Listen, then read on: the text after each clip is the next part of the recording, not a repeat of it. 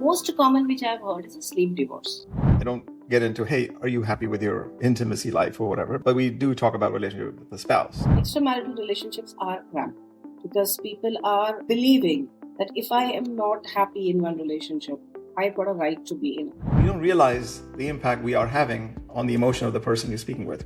So even though you're making them the subject of your anger or your frustration, our tendency is to get defensive, right? And then without listening to them, we start proving to them what I did right and how I am doing everything right and you are doing anything wrong. Every relationship problem that you have with your partner, your children, your team members, your parents, starts in the same place.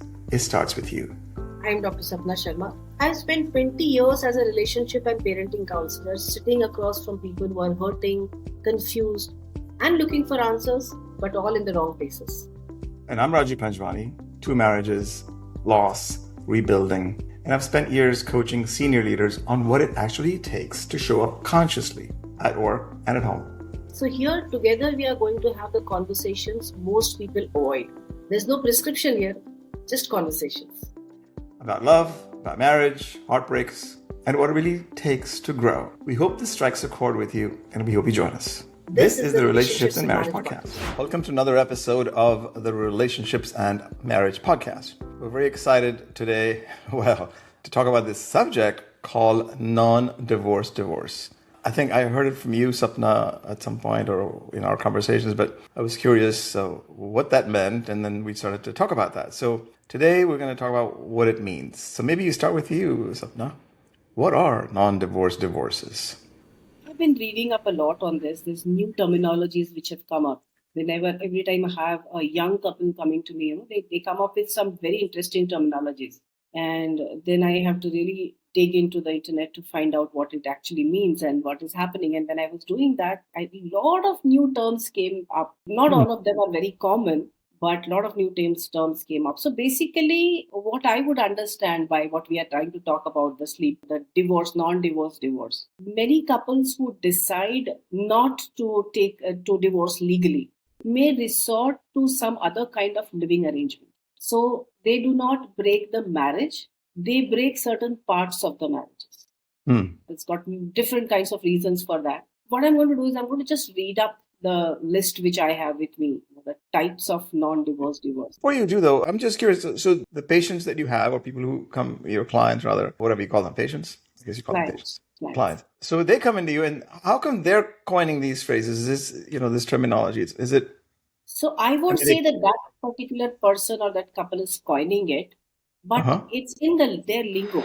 It might be a new generation language. New words keep coming up among the newer generations, and we may not be aware of them always. I see. And along the way, some people keep, coining new terms. They know it more than us. Okay. That's very interesting. Okay, so go ahead. So you're reading a list of what? Yes, I'm going to read out a list of the terminologies which I've been using. The most common which I've heard is a sleep divorce. Sleep divorce, okay. Sleep divorce. It's where the partners decide to sleep in separate rooms.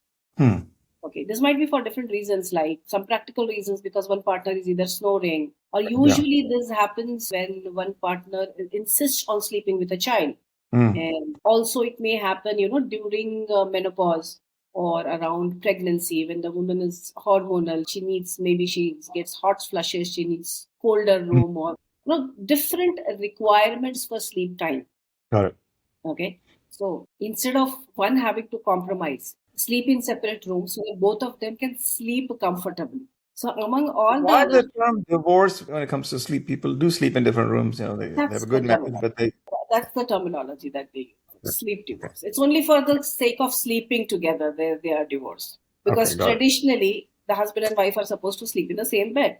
Right. Got it. So that's why the term sleep divorce. Okay. Then I have also heard there's something called the social media divorce. This is very interesting, where the couple remove each other from their social media or stop appearing together in an online life. Okay.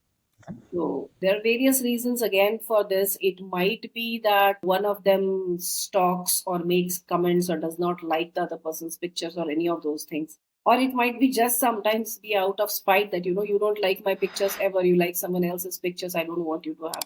Whatever might be the reason. But they do it sometimes. I've heard of financial divorce. Hmm.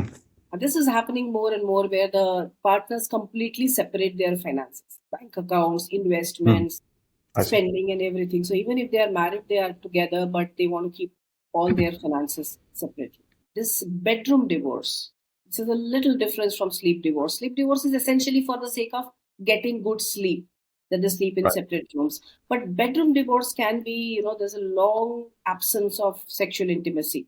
And they might be sleeping in the same room, but there is absolutely no physical sexual intimacy among them. So they're still living together, they're married. And trust me, there are many, many couples in this category. Mhm. And many of these who socially appear to be a normal, happy couple.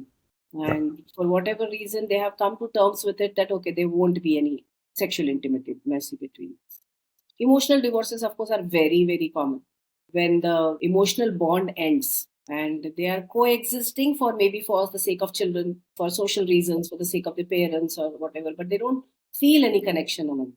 So that's emotional. Then there is parenting divorce. They do not believe in the same parenting style, and there's a constant fight in their styles of parenting. So they just decide to do it their own ways. So there are a lot of these types. There's lifestyle divorces also there, Mhm. where couples lead in completely different lifestyles, routines, social lives. The thing is that they are married, they're legally married, so they're living in the same house. Sometimes it might also be a good understanding between two partners, the partners who love each other, but they realize that it's better to keep our lifestyles separate because we're totally different people. Mhm. Yeah, So I think it's more divorce that when we picked this topic, it was like, oh, what are you saying about divorce? When there's holiday divorce also. together, you're not divorced. It just means that it's a non-divorce for that reason. That it's like, So either you're basically, roommates, as we talked about last time. Yeah. because you realize that some aspects of your life don't match, Yeah. and you decide, I feel maturely, to let's keep Yeah. this part of our life separate. Right. Like there's holiday divorce. I have known couples who end up fighting bitterly when they go on holidays together. So that's when they stop spending the holidays together, and they might just decide to go in two different directions altogether whenever they have Right. to. Yeah. That's right. So the question is, how do we experience these? I mean, I have not experienced some. Maybe there are elements of that in different ways. And my clients, who are talking, usually the ones I've been recently talking to are men, and we don't go deep down into this relationship thing but I do address relationships with them. So the question is, I don't get into, hey, are you happy with your intimacy life or whatever? But we do talk about relationship with the spouse because that is a fundamental factor in anybody's existence. Particularly men, as I said, and a lot of them are Indian men who are senior executives and identify entirely with their careers. And so they may be experiencing some of this Yeah. syndrome, right, that you described. But we don't know that We don't someone know, like and interestingly, they might not know it also. well, that's true too. They may just be unaware. Yes, it's just happening. They've just grown into it. They've just found out their own ways to, have a peaceful coexistence, Yeah. because that's what mature people are supposed to do. That's what parents are supposed to do for the sake of their children. So they might grow apart, and they might slowly, stop involving each other in maybe their in important conversations. And of course, like I mentioned, that sexual intimacy missing in so many couples. Like you will be surprised that it's like Mhm. non-existent among so many couples. Somehow, at least in Indian context, I find that they start believing that this is what happens after some time in marriage.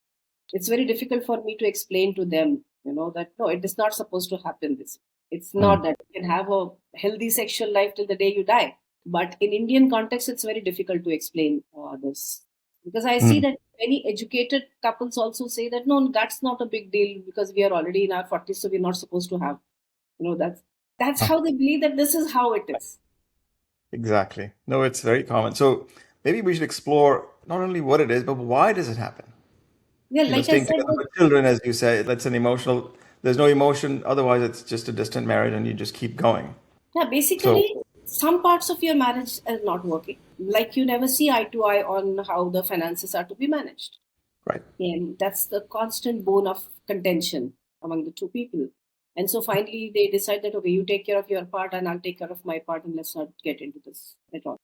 Sometimes it's just that out of anger, people might, slowly start drifting apart, like the social media or the digital this thing, that you remove your partner from your social media altogether. That might be the reason. Like I said, sleep divorces typically because, eventually you realize that my night sleep is very important. I have to go to work in the morning or I have to tend to things in the morning, right? So Yeah. we are fine. We are good together. I love you very much, but bye bye. I'm sleeping in another room. I can't Right. take your story anymore. So it's a I think convenience, basically a decision not to divorce or not to separate legally, but to make the life or the you togetherness. you say this often in the Indian context, but it's also true for the American context, really, because you could say there's ease of divorce in this country, right? You could just get divorced, but it's not that easy because Mm. particularly if there are children involved, it's never emotionally easy to do this. And the fact of a separation to get to the divorce sometimes certain states here, because everything is a state driven thing here, but primarily in most states, let's say if you are separate for a year and you can prove that you were separate for a year, you can theoretically get divorced, right, without any complications. But there are typically not that's not a typical thing because people Yeah. get emotionally involved, whether it's, as you said, anger, frustration, disagreeing on many things, but they have children. So that's Mm. sometimes the driver. And so some people stay together largely because of finances, because one person has earned, let's say, usually the man, but not necessarily the man anymore, made the money over the years and they've been providing, have built the wealth, but now it's, the money is stuck or there is, it's not liquid. So you're on paper very wealthy, but, a woman who's been a mother for 20, 30, 40 years, maybe 20, 30 years, doesn't know how to make a living separately, right? So and may not get divorced. So that's a great example of a convenience of marriage, but not getting divorced. In your experience, does it play, people that come to you, like what do they do with their intimacy because they're not getting it in the marriage? In the Indian context, let me share with you that at least among the earlier generation, okay, Mm-hmm. let's not like the generations before Gen Zs or even Okay. Of before that. Casual sex is not very like easily acceptable, or you can't just approach anyone for non-commitment sex, course. Yeah. right? So either it's people who are getting into emotional relationships outside the Uh-huh. marriages. The number of extramarital relationships have grown a lot. And as I understand it, it usually starts from the emotional vacuum. It's not always about the physical. The physical follows, Yeah, but exactly. I was coming to that, emotional could lead to physical, right? yes, Clearly. yes, absolutely, absolutely. But the thing is, like, when you're sitting in a society, particularly India, it's very hard to accept, okay, I'm not divorced, but I'm, going through this waiting. Let's say it's a financial non-divorce divorce, right? Same thing, you're not getting divorced, you're just there. And then there's always this tussle about, hey, are you intimate with somebody? That sort of thing. Right. Yes. How do you And address that? yes, that also depends upon how both the people in that marriage are looking at this aspect. If they are Right. mature, they might just discuss that, that let's keep the marriage as it is legally, but then we can go our separate ways. We do have the concept of open marriages also, but we will be taking up the topics of, like, we are talking about the non-divorce divorces, then we'll be talking about the different types of marriages also, which are Yeah, happening very these days and going on. We'll talk about that in detail in some other session, but important. yeah, some people these days do have each other's consent to, maybe seek for intimacy outside, but stay in the marriage. And is That's there legal implications in India for that or not really? no legal. Okay. In fact, a lot of extramarital things have been made legal by the systems recently in different Hmm. rulings that I have been reading. There are more complications in that, extramarital relations. You might have to take the responsibility financially of the other person also if she claims that you have been Hmm. in an extramarital relationship with her. But that's a different topic altogether. But other than that, it's usually an hush hush thing because Hmm. socially also it is not very acceptable. I guess in no society it is really acceptable that you're a married person and you're going around with someone else. Yeah. So it's quite a hush hush thing, but it is happening. Definitely it is happening. Yeah, I mean, this is our societal construct is, has its positives and negatives, right? As we were talking, I think one of our previous episodes. You can't put a wrapper of legal on everything, right, in life. So Right. if this is the way this arrangement has to be this way, then, one can say, who cares about society? But you live in, if it's a small place, it's a different implication versus in a big Because city, the right? society itself, is your parents, your Yeah, colleagues, and maybe your children. So you can't say that, I don't care about the society. These are the that's people who the society is. So you do care about them. We are somewhere stuck where we want to get married at certain point of time. But then we live in times where both the men and women have their own opinions about everything. They have their likes and dislikes. It's all becoming more and more concrete and stronger. We are more about self. Me, I want this, I like this. My likes and dislikes are very solid, and I'm expressing them. So I always say that, the earlier marriages that would actually last a lifetime, Mm. they were not the marriages without problems. Of course. So what makes that marriage work versus like others that don't? So in Indian context, definitely I can say that those marriages worked because the societies were more close knit. Everyone was Mhm. close knit. People used to live in extended families. So a lot of people would influence what the couple wanted to do or did not want to do. But most importantly, the women were usually not educated or not earning separately for themselves, right? So for them, separate existence in any way was not a question. Right. Also, when Indian society as such was not rich financially, the parents would not want to take the responsibility of the girl again once she is married. Right. Today's parents just tell their daughter if there's any problem, come back home, but they could not. Right. For them, getting a daughter married was like one big thing, responsibility getting done with. Right. And plus, the social stigmas around divorces and separations were huge. So, Mhm. for all of these reasons, even if there was domestic abuse or even extramaritals going on, yet divorces would not be considered because they were not viable at Right. all. Today, divorces are viable, but then, like we were talking, they are being complicated by so many things. Exactly. I don't think it's the same thing here, but it's very much a human condition, right? That we go through I these think things. the situations are the same inside the families. How we are expressing now, that is changing. Correct. Either we are going in for frank divorces, Mhm. or we are resorting to all kinds of this thing. That I had a couple who were both heavily invested in a company, Mhm. and it was a very complicated financial thing that was going on between the two of them.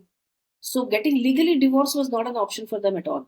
So they were living separately. They were living in different houses and living like divorced couples, having their own separate lives. But they could not considering legal divorce, legal separation, because that would then mean a lot of financial issues cropping up. So Well, that's the case I was referring to earlier. It's so similar, right? Financial, non-divorce, financial. They have to stay together, but they were not living in the same group. They aren't in this particular case. So it's separate. But then the question comes up back to having these, is that an extramarital relationship or what is it? But as you said, depends on mutual consent. It's okay, I'm okay. Let me tell you, Raju, that divorce or no divorce, extramarital relationships are rampant because people are believing that if I am not happy in one relationship, I've got a right to be in another. So are we going to judge that or no? No, we don't judge it. Okay. We don't judge So anything. for those listening, watching us thus far, what should they walk away with from, okay, I'm in this situation. I'm going through this. I'm a roommate, let's say, or I'm in a sleep divorce. I'm in whatever one of those financial non-divorce divorce situations. What does the woman walk away with listening to us or a man walk away? Like, this is happening to everybody and I'm okay. No, I'm not okay. Just like, what is it? What am I learning from it? Now, I think What can that I do? if we are in any of these situations, I believe that we need to work with an independent, non-biased authority. Okay, which in this case I always call a counselor, because there are a lot of different aspects to this. Because see, a very simple thing: a person who is not happy and contented for himself or herself, okay, cannot be angel for other people. It doesn't work that way. It doesn't work for a long time. You can put on a facade for some time, facade for some time, but then it doesn't work very long time. So emotionally, you are suffering. Arrangement wise, you are suffering because it's not working. Like you suppose only one person is taking care of the children, then that person is overburdened. Like we say, you need a village to bring up a child. And here we are already in a new family where there's just two parents. And if they are also not working on the same team, then it's a whole lot of a burden for the one parent who's doing it. Plus, the children are suffering. I always want to tell the parents that don't think that if you are silent and not fighting loudly, that means you're doing a big favor to your children. Like the children definitely say, yeah, would you like to tell about it? No, I'm just saying, of course, it was many years ago. It's just that children were 3 or 4 or 5 or whatever. And it's not like, even because we never spoke, we never communicated, except when it just flares up sometimes and you just have to like vent, right? And you don't even know what you're fighting about or what the issue is. But the thing is, children know, even if there's Children know, silence. they sense it, and they grow in fear because That's right. they are always fearing that when is this going to explode? They are Yeah. always fearing that one of the parents is going to leave them. Also, many a times the fights among the couple starts with something about the children, Always. Yeah. and the children grow up feeling that they divorced because of me or they suffered because of me. So everyone in any kind of dysfunctional marriage is suffering, which I believe is not a good thing. In that same context, then the children grow up with that. But then, is it then better? I know it's depending on situation, to just be divorced so that they at least have something, even though that stigma that they have or whatever pain they felt of the parents separating, getting divorced is probably So nothing is lifelong. absolute when we talk about you. You cannot Correct. say that situation is good and this situation is not good. Even after divorce, the parent who's taking care of the children is not emotionally stable. That's not good for the child either, right? Definitely one parent is better than two regularly fighting parents. Okay. Sure. But if that parent itself is not able to manage her or his own life emotionally and mentally and financially, it's not good for the kids in that way either. So again, like I always tell people, when couple come to me, and I always ask them, what do you want? What do you want? If you want to stay together, let's work in that direction. If you want to Yeah. separate, let's work in that direction. Both of these going to need work, a lot of work. And also Yes, this is indeed. a special topic that I work on, that if you want to stay together, one of the very big topic of our conversation would be about children, how you are managing the children. And if you decide to separate, again, a very big topic would be how would you manage the children when you are deciding to separate. Absolutely. Yep. Well said. All of this resonates with me. Hope resonates with people who are in the situations. But the idea is that we need to find a way to not to vent, but to be able to solve and resolve whatever it is that you're going through. I have a question. I don't know if you can help me with that. Is what it would take for someone in such a situation to be honest with themselves, what they really want and what they really. Well, it is a very tough question, right? I mean, this honesty is another word that's used so bandied about so easily. I mean, honest with yourself is first, right? Am I being honest with myself is the hardest thing to do. It's only then that you're honest with yourself that you can then be able to communicate. Sit someone down and say, okay, can I just, I just want to have a conversation about something and what I'm feeling. So I think you start with yourself by saying, hey, I feel this way. Right. I'm being honest about my feelings. I'm not saying you are this and therefore I'm being honest. People think honest means you speak whatever comes to your mind without regard to the other person's, how they take it emotionally, right? So we don't realize the impact we are having on the emotion of the person you're speaking with. So even though you're making them the subject of your anger or your frustration, I mean, this applies to pretty much everything in my life, in my coaching work that I do with individuals. Intimacy of a relationship, it makes it even harder because you're emotionally tied. And it's so hard to be honest with yourself. Yes. Because unless you're honest with yourself, because all it is, honesty to me means you're communicating what you feel, not about what the other person is or is. It's his fault or that's, he's wrong, he doesn't understand. So we're constantly complaining about what's outside of us. So all the work I do for everything you feel inside is inside of you. Very, very rightly said, Raju. So when you are asking that, what should they do in such situation? What's the take home? And I say that, they should definitely seek counseling. As if you feel there is anything which is not right with your marriage, please seek counseling. But Yeah, sure. I think I mention it in almost all my sessions is that when they come for counseling and they are usually very actively participating till the time they can complain about their partner. That's right. You said They that would before. seek appointments and they would talk and they would really talk and keep telling about, once he did that and then she behaves like this and she did this to my mother and he did this to all of this thing. And after all of this, when it comes down to actual work, and I start working on each one of them individually, and it's about you. One question which I always ask them individually is, suppose your partner never changes. What do you want?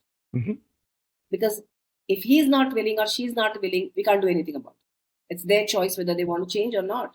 So if suppose they decide never to change, they are happy the way they are, Right. what do you want? That's a very good question always, right? For everything in life. What do you want? Absolutely. Everything. What do you want? And you need to get them beyond that, he should change and she should change and he should do this and she should.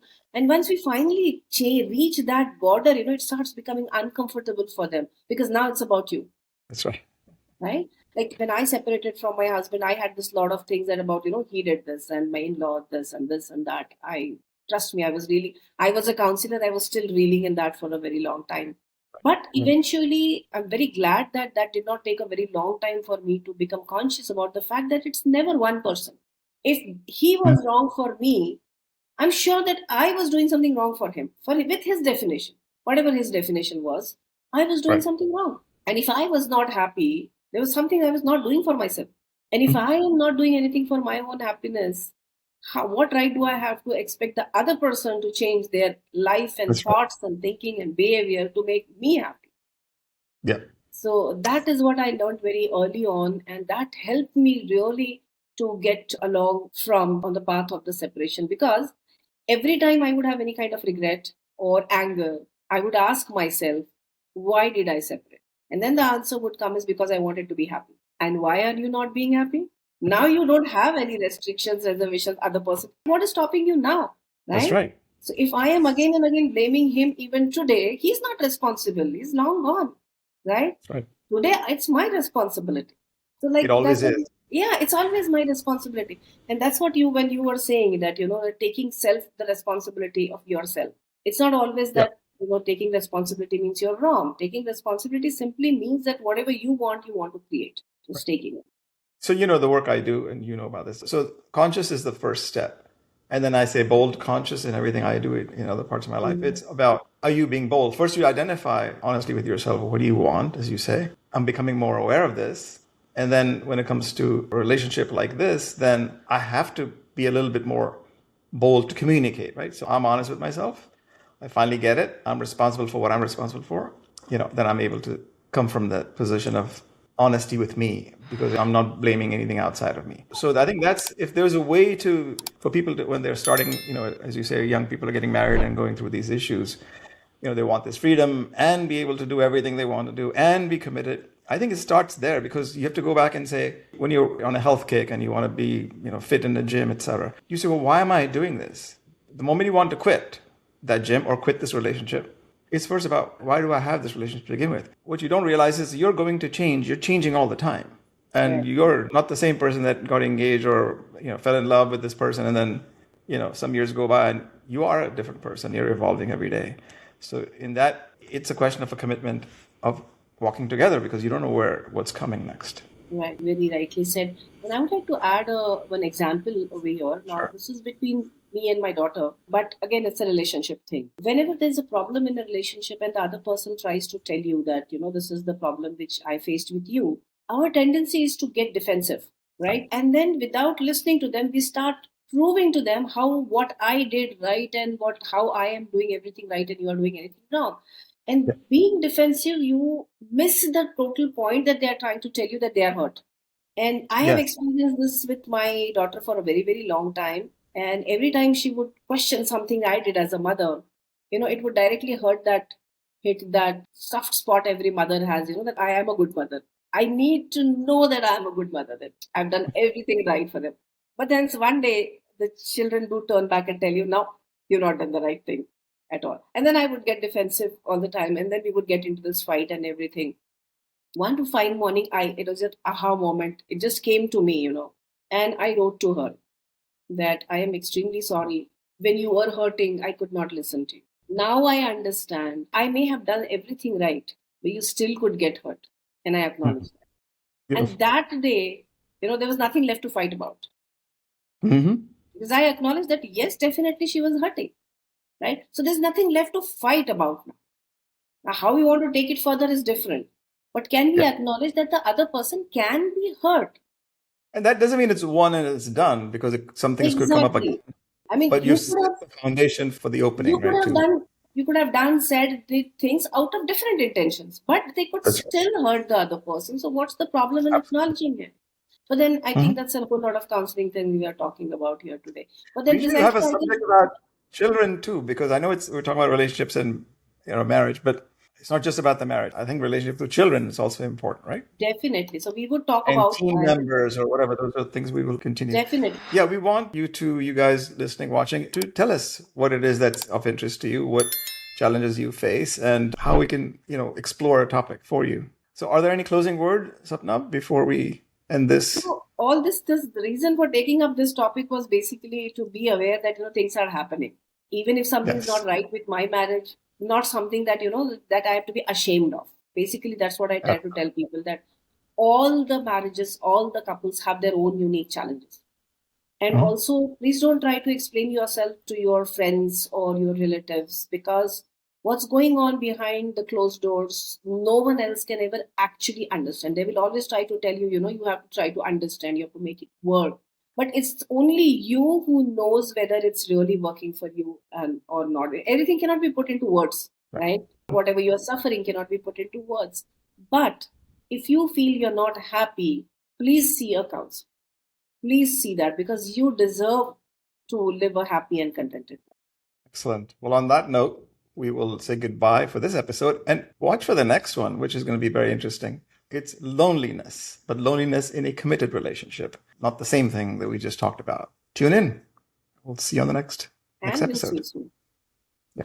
If something in today's conversation stayed with you, well, sit with it. That discomfort is telling you something worth listening to. Before thinking of who needs to hear this and who needs to change, try to introspect. We read every comment and message and reply them personally. Tell us what come up for you.